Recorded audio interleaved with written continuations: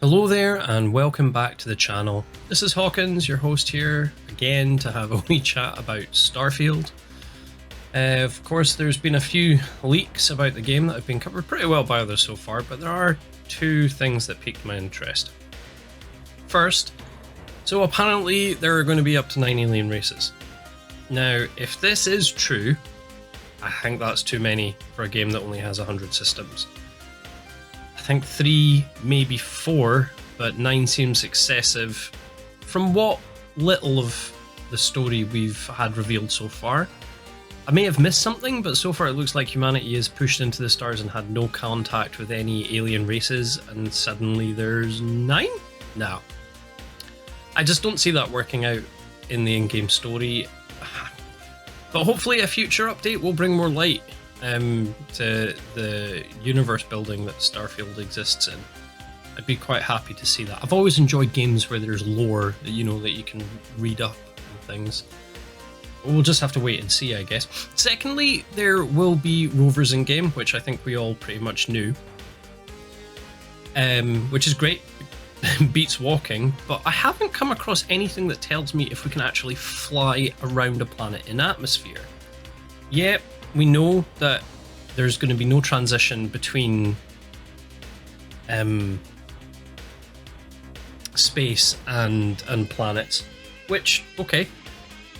But are we going to be able to fly around an atmosphere? Because even if we're driving, which beats walking, that's still only a really small area for a player to explore before it gets procedurally generated boredom.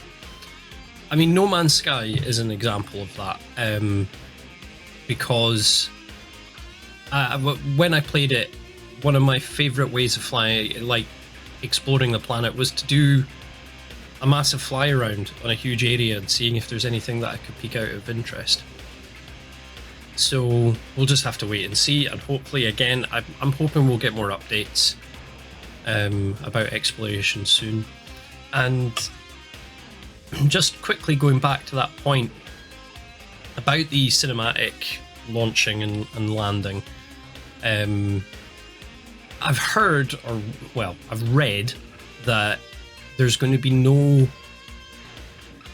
loading between going planet side and into a city, which, to be honest, if that's the payoff that we get for not having the smooth transition between space and a planet, I can get on board with that.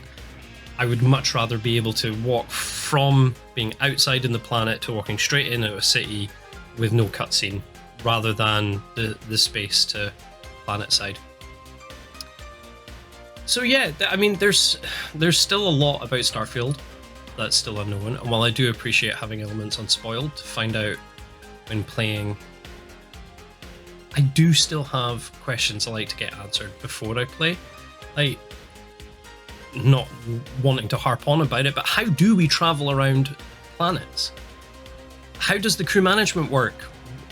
So, like, will the crew actually have personalities, or is it just going to be some of these robotic AIs that just nod their head and go, "Uh-huh, boss," that, we've seen in other Bethesda games? One thing that I noticed when watching again, I want them to improve the visual representation of our characters with their equipment loads. I mean, look here, it just magically appears and then disappears, and I feel that we can do a lot better to show what our character is carrying in this day and age. I really do. Also, can we please get rid of that stupid XP block that flashes up in the middle of the screen? I mean, please. So yeah, I'm still really excited to get my hands on the game. I'm hoping not it's as... Let me rephrase that. I'm hoping it'll not be as buggy as some of the other releases we've seen, but I mean, here's a guy walking forward with his head facing backwards, so who knows? We'll just have to wait and see. But anyway, that's just a wee update from what I've read from Starfield this last couple of weeks. So yeah, anyway, I hope you all take care.